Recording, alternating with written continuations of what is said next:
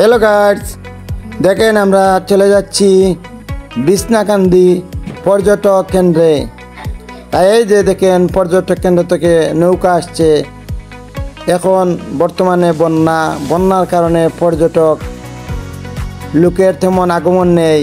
আপনারা অবশ্যই আসবেন আমাদের এই বিছনাকান্দি পর্যটক কেন্দ্রে। যখন পানি একটু কমতি হবে, তো কমতি মনে করেন এক সপ্তাহ বা 5-6 দিন পর পানি কমে যাবে। তাই আপনারা চলে আসবেন আমাদের এই পর্যটক কেন্দ্র বিছনাকান্দি 7 পাহাড়ের মিলন মেলায়।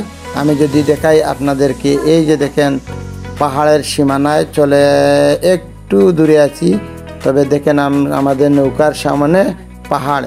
এই পাহাড়টা একটু দূরে, একটু এদিকে গেলেই আমরা এই যে পর্যটক কেন্দ্রে চলে যাব। তাই সবাই ভালো থাকেন, সুস্থ থাকেন, শুভকামনা রইল।